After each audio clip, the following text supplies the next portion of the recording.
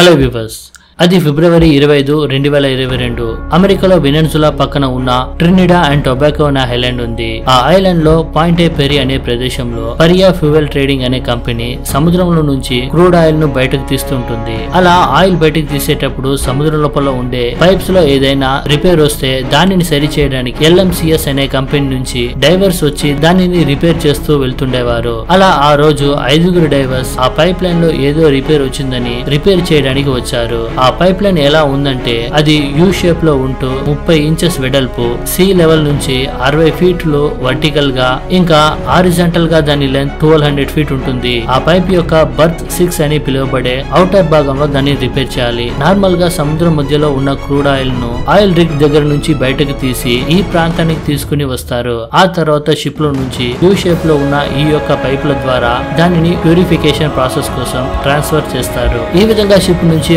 Oil pipe లోకి transfer చేసే place ను బర్త్ 5 అంటారు. బయటకు వచ్చే దాన్ని బర్త్ 6 అని అంటారు. ఈ విధంగా బర్త్ 6 లో రిపేర్ చేయడానికి వచ్చిన ఈ 5 డైవర్స్ వాళ్ళు ఊహించని సమయంలో ఆ పైప్ లో ప్రెషర్ డిఫరెన్స్ అనేది క్రియేట్ అవడం వలన ఆ 5 డైవర్స్ ను భయంకరమైన ఫోర్స్ ఆ 30 ఇంచుల ఆయిల్ పైప్ లోకి లాగేసింది. ఆ పైప్ లో పడ్డ 5 ఏమైంది, అందులో వాళ్ళు ఎటువంటి కష్టాలు పడ్డారు, చివరికి ప్రాణంతో బయటపడ్డారా లేరా అనే భయంకరమైన సంఘటన గురించి ఈ రోజు మనం ఈ వీడియోలో చూడబోతున్నాము. కాబట్టి ఈ వీడియో చాలా ఇంట్రెస్టింగ్ ఉండబోతుంది. స్కిప్ చేయకుండా చివరి వరకు చూడండి. ఇలాంటి ఇంట్రెస్టింగ్ అయిన వీడియోస్ కోసం ఛానల్ ను తప్పకుండా సబ్స్క్రైబ్ చేసుకోండి. వెల్కమ్ టు జాడీ క్యూరియస్.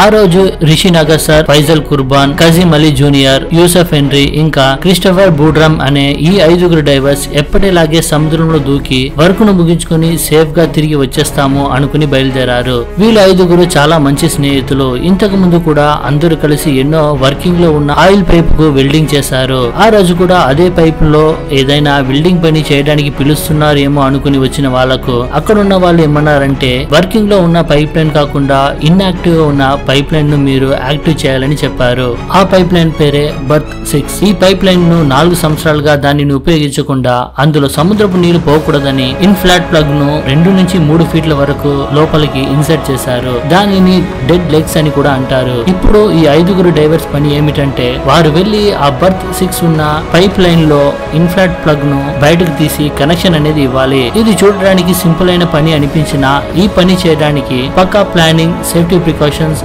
వీళ్ళను మానిటరింగ్ చేయడానికి అంటూ కొంతమంది ఉండాలి. కానీ వీళ్ళు దానిని పట్టించుకోకుండా 5 మాత్రమే ఆ పని చేయడానికి బయలుదేరారు. ఈ పని అండర్ వాటర్ లో చేయాలి కాబట్టి ఆ కంపెనీ వాళ్ళు డైవింగ్ బెల్ అనేది ఆ బర్త్ 6 వర్టికల్ సెక్షన్ దగ్గర ఈ విధంగా అమర్చారు. ఆ ప్లేస్ ను హైపర్ బారిక్ ఛాంబర్ అని కూడా పిలుస్తారు. ఆ హైపర్ బారిక్ ఛాంబర్ డైవర్స్ కు ఒక డ్రై అయిన ప్లేస్ ను క్రియేట్ చేస్తుంది. ఇంకా క్లియర్ గా చెప్పాలంటే ఆ కంపెనీ వాళ్ళు ఈ క్యూబ్ లాంటి స్ట్రక్చర్ ను ఎప్పుడైతే బర్త్ 6 వర్టికల్ సెక్షన్ దగ్గర అమర్చుతారో ఆ క్యూబ్ లో ఉన్న నీళ్ళని బయటకు వచ్చేస్తుంది. ఈ విధంగా అక్కడ ఒక ఎయిర్ పాకెట్ అనేది క్రియేట్ అవుతుంది. ఆ డైవర్స్ కు అక్కడ పని చేయడానికి ఈజీగా ఉంటుంది. ఇంకా సింపుల్ గా చెప్పాలంటే ఒక బకెట్ లో నీళ్లు తీసుకుని ఈ విధంగా ఒక గ్లాస్ ను ఫోర్స్ గా లోపలికి ప్రెస్ చేస్తే ఆ గ్లాస్ లో నీళ్లు పోకుండా ఎయిర్ పాకెట్ అనేది ఏర్పడుతుంది. అదే విధంగా ఈ హైపర్ బారిక్ ఛాంబర్ కూడా పనిచేస్తుందని చెప్పొచ్చు. అలా ఆ రోజు సాయంత్రం 3 గంటల సమయంలో ఈ 5 డైవర్స్ జరగబోయేది ఏదియో తెలియకుండా ఆ ఛాంబర్ లోపలికి వెళ్లి వాళ్ళు తీసుకొచ్చిన ఆక్సిజన్ సిలిండర్ ను పక్కన పెట్టేసి వర్క్ చేయడం మొదలు పెట్టారు.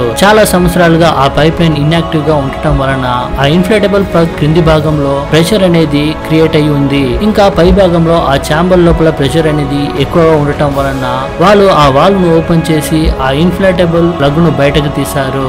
అప్పుడు ఏమైందంటే ఆ ఛాంబర్ లో ఉన్న ఎయిర్ ప్రెషర్ ఇంకా 1200 ఫీట్ లో ఉన్న లో ప్రెషర్ తో కాంటాక్ట్ అవడం వలన ఎయిర్ అనేది హై ప్రెషర్ లో నుంచి లో ప్రెషర్ కు వేగంగా దూసుకుని వెళ్ళింది. ఛాంబర్ లో ఉన్న ఎక్విప్మెంట్స్ ఆ 5 డైవర్స్ సిలిండర్స్ వేగంగా వర్టికల్ సెక్షన్ నుంచి హారిజాంటల్ సెక్షన్ కు ఆయిల్ ఉన్న పైప్ లోకి ఒక వర్టెక్స్ క్రియేట్ అయితే ఎలా ఉంటుందో అలా వేగంగా అందులోకి వెళ్లిపోయాయి. వీళ్ళు నుంచొని పనిచేసిన ఆ ఛాంబర్ అంతా నీళ్లతో నిండిపోయింది. సెకండ్స్ లో ఇవన్నీ జరిగిపోయాయి. ఒకసారి ఊహించుకోండి, 60 ఫీట్ సముద్రం లోతుల్లో 30 ఇంచుల పైప్ లో చుట్టూ చీకటి నీళ్లు ఇంకా ఆయిల్ ఉంటే ఎలా ఉంటుందో. అలా కొన్ని నిమిషాల తర్వాత ఆ పైప్ లోని ప్రెషర్ తక్కువయ్యి వాక్యూమ్ అనేది సమానం అవటం వలన వీళ్ళను ప్రెషర్ ప్రెషర్ లాగటం ఆగిపోయింది. అక్కడ జరిగిన మిరాకిల్ ఏమిటంటే ఆ పైప్స్ అనేది హారిజాంటల్ గా ఇంకా అప్స్ అండ్ డౌన్స్ ఉండటం వలన వాళ్ళకు ఎయిర్ ప్యాకెట్ అనేది అందులో ఉండటం వలన వీళ్ళు ఊపిరి పీల్చుకోవడానికి గాలి అనేది ఉంది. భయంకరమైన ప్రెషర్ ఇంకా ఫోర్స్ తో లోపలికి వెళ్లిపోవడం వలన వీళ్ళకు భయంకరమైన గాయాలు తగిలింది. అంతేకాదు భయం ఇంకా టెన్షన్ కూడా పెరిగింది. 1200 ఫీట్ పొడవు ఉన్న ఆ పైప్ 3 ఫుట్బాల్ ఫీల్డ్ తో సమానం. అంటే అది ఎంత పెద్దగా ఉంటుందో ఊహించుకోండి. ఆ 5 డైవర్స్ లోపలికి లాగి వేయబడినప్పుడు ఒకరి కాళ్ళ కింద ఒకరు ఈ విధంగా ఉన్నారు. కానీ 5 డైవర్స్ లో క్రిస్టఫర్ ఏం చేశాడంటే వాళ్ళందరూ ఇంకా బ్రతికే ఉన్నారా అని కన్ఫర్మ్ చేయడానికి అరుస్తూ వాళ్ళ పేర్లు పెట్టి పిలవడం మొదలు పెట్టాడు. అందరూ వాళ్ళ పేర్లు పిలవగానే అందరూ ఉన్నామని చెప్పారు. అందరూ బ్రతికే ఉన్నారని కన్ఫర్మ్ చేసుకున్నాడు. ఇంకా ఎవరి కాళ్ళ కింద ఎవరు ఉన్నారని అడిగేటప్పుడు వరుసగా క్రిస్టఫర్, ఫైజల్, కాజిం, యూసఫ్ ఇంకా రిషి వరుసగా ఉన్నారు. అందరికీ ఒకే భయం. తిరిగి వాళ్ళ ఫ్యామిలీ మెంబర్స్ ని చూస్తారా లేదా అని కూడా తెలియదు. ఆ భయం వలన వాళ్ళు కేకలు వేయడం మొదలు పెట్టారు, అరుస్తున్నారు. ఎవరైనా మమ్మల్ని కాపాడండి అని ఆ పైప్ ను గట్టిగా చేతులతో కొడుతున్నారు. ఇక్కడ నుంచి ఎలా బయటపడాలో ఆలోచిస్తున్నారు. అప్పుడు క్రిస్టఫర్ ఏమన్నాడంటే మనం తల క్రిందుగా లోపలికి లాగివేయబడ్డామా అని అడిగాడు. అందుకు మిగతా వాళ్ళు ముందు కాల్ లోపలికి వచ్చిందని చెప్పారు. అయితే బర్త్ 6 వర్టికల్ సెక్షన్ ఇటువైపు ఉండొచ్చని ఊహించాడు క్రిస్టఫర్. అప్పుడు అందరూ ఒకరి కాళ్ళ కింద ఒకరు వచ్చి ఈ విధంగా ఉన్నారు. ఒకరిని ఒకరు ఈ విధంగా పుష్ చేస్తూ ఎలాగైనా బయట పడవచ్చని అనుకున్నారు. అందుకోసం వాళ్ళు ప్రయత్నం చేశారు. అలా కొంచెం దూరం వెళ్లిన తర్వాత క్రిస్ కు ఒక ఆక్సిజన్ సిలిండర్ దొరికింది. ఆక్సిజన్ సిలిండర్ ను పైప్ లో ఉపయోగిస్తే వామిటింగ్స్ లేదా అన్కాన్షియస్ అవటం అనేది అవుతుంది. కాబట్టి క్రిస్ ఏం చెప్పాడంటే మిగతా వాళ్ళను కొంచెంగా ఆక్సిజన్ తీసుకోమని చెప్పాడు. ఇలా వాళ్ళకు ఆక్సిజన్ సిలిండర్ దొరికినా వాళ్ళు అలా ముందుకు వెళ్లే కొలది ఆ వాటర్ లెవెల్ అనేది ఎక్కువ అవుతూ వస్తుంది. వాళ్ళకు ఆల్రెడీ గాయాలు తగిలి ఉండటం వలన వాళ్ళు ఫుల్ స్ట్రెంత్ తో జరగలేకపోయారు. ఊపిరి పీల్చుకోవడం చాలా కష్టంగా మారింది. చీకట్లో ఆయిల్ వల్ల ఆ పైప్ లైన్ అంతా జారడం వలన కదలలేకపోయారు. అప్పుడు క్రిస్ కు ఒక ముఖ్యమైన డిసిషన్ ను తీసుకోవాల్సిన సమయం వచ్చింది. అదేమిటంటే వీళ్ళందరినీ అక్కడే వదిలిపెట్టేసి ఆక్సిజన్ సిలిండర్ తీసుకుని ఎలాగైనా బయటకు వెళ్లి సాయం కోసం మనుషులను పిలవాలని అనుకున్నాడు. ఈ విషయం మిగతా వాళ్ళకు చెప్పేటప్పుడు వేరే ఆప్షన్ లేకపోవడం వలన వాళ్ళు ఒప్పుకున్నారు. ఎలాగైనా సాయం కోసం మనుషులు వస్తారని వాళ్ళందరూ అనుకున్నారు. అలా బయలుదేరిన క్రిస్ కు వెళ్లే డైరెక్షన్ సరైనదా కాదా అని కన్ఫర్మ్ గా తెలియదు. అలా ఆక్సిజన్ అయిపోతూ వస్తుంది. లెంతిగా ఉన్న పైప్ లో అక్కడక్కడ ఎయిర్ పాకెట్ దగ్గర ఆగి కదిలాడు. లక్కీగా ఇంకో ఆక్సిజన్ సిలిండర్ కూడా దొరికింది. కానీ అందులో మౌత్ పీస్ లేదు.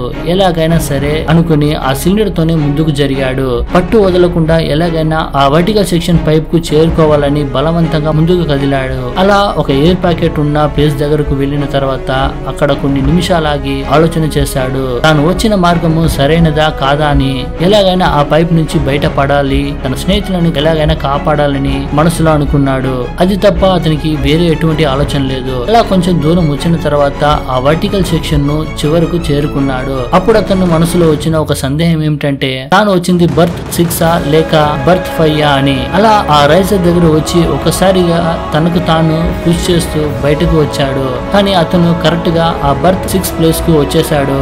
అలా ఆ రైజర్ దగ్గర వచ్చి చూస్తున్నాడు ఎవరైనా బయట ఉన్నారా అని. అప్పటికే బర్త్ 6 లో ఉన్న ప్లేస్ దగ్గరకు రెస్క్యూ టీం ఇంకా మెడికల్ టీం వచ్చి ఆ వర్టికల్ సెక్షన్ లో ఒక చైన్ ను ఇచ్చి క్రిస్టఫర్ ను బయటకు తీశారు. అతను ప్రాణంతో బయట పడ్డాడు. కానీ ఇంకా చేయవలసిన పని అనేది చాలా ఉంది. క్రిస్ వాళ్ళతో తన స్నేహితులు ఇంకా ప్రాణాలతోనే ఉన్నారని, వారిని ఎలాగైనా కాపాడండి అని బతిమాలుకున్నాడు. ఆ సిచ్యువేషన్ ను వాళ్ళకు క్లియర్ గా ఎక్స్ప్లెయిన్ చేశాడు. అప్పుడు ఎల్ఎంసిఎస్ కంపెనీ వాళ్ళు ఏమన్నారంటే నువ్వు ఏదో ఒక విధంగా లక్కీగా తప్పించుకున్నావు, బయటపడ్డావు. కానీ వారు ఇన్ని గంటల వరకు ఆ పైప్ లో ఆక్సిజన్ లేకుండా బ్రతికి ఉండడానికి ఛాన్స్ లేదని చెప్పారు. కానీ ఎల్ఎంసిఎస్ కంపెనీ వాళ్ళు ఆ పైప్ లో ఉన్న డైవర్స్ ను ఎలా కాపాడాలో వాళ్ళకి అసలు ఐడియా లేకుండా పోయింది. లోపల ఉన్న డైవర్స్ వాళ్ళను ఎలాగైనా కాపాడతారని అనుకున్నారు. ఇంకా పరియా కంపెనీ కూడా వాళ్ళను కాపాడడానికి ఎటువంటి ప్రయత్నం చేయలేదు. ఇలా సమయాలు గడుస్తున్న కొద్దీ లోపల ఉన్న డైవర్స్ ఆ పైప్ లో ఉన్న ఆయిల్ ఉండటం వలన ఇంకా ఆక్సిజన్ లేకపోవటం వలన వాళ్ళ పరిస్థితి దారుణమైంది. అలా కొన్ని రోజులు గడిచిన తర్వాత వాళ్ళ డెడ్ బాడీ అనేది సముద్రం ఒడ్డుకు తేలుతూ వచ్చింది. ఆ డెడ్ బాడీ మీద డాక్టర్ పరిశోధన చేసేటప్పుడు వాళ్ళలో ముగ్గురు 26వ తేదీ వరకు, ఇంకా ఒకరు 28వ తేదీ వరకు ప్రాణంతో ఉన్నట్టుగా చెప్పారు. బయటపడడానికి చాలా ప్రయత్నాలు చేసినట్టు ఆ యొక్క పోస్ట్ మార్టం లో వాళ్లకు కనిపించింది. ఈ విధంగా ఈ ఇన్సిడెంట్ లో 5 డైవర్స్ లో ఒక్కరు మాత్రమే ప్రాణంతో బయటపడ్డారు. కాపాడడానికి సమయం ఉన్నా కానీ ఎవరిని కాపాడలేకపోయారు. ఈ ఇన్సిడెంట్ జరిగి 1 సంవత్సరం తర్వాత ఈ కేసును క్లోజ్ చేశారు. కానీ ప్రజలకు వాళ్ళు ఎందుకు వాళ్ళను కాపాడడానికి ప్రయత్నం చేయలేదు అనేది క్లియర్ ఇన్ఫర్మేషన్ అనేది ఇప్పటికీ ఇవ్వలేదు. కజీమ్ అలీ బడిలో ఉన్న గోప్రో కెమెరాలో ఈ విషయాలన్నీ రికార్డ్ అయ్యింది. అది చూడడానికి చాలా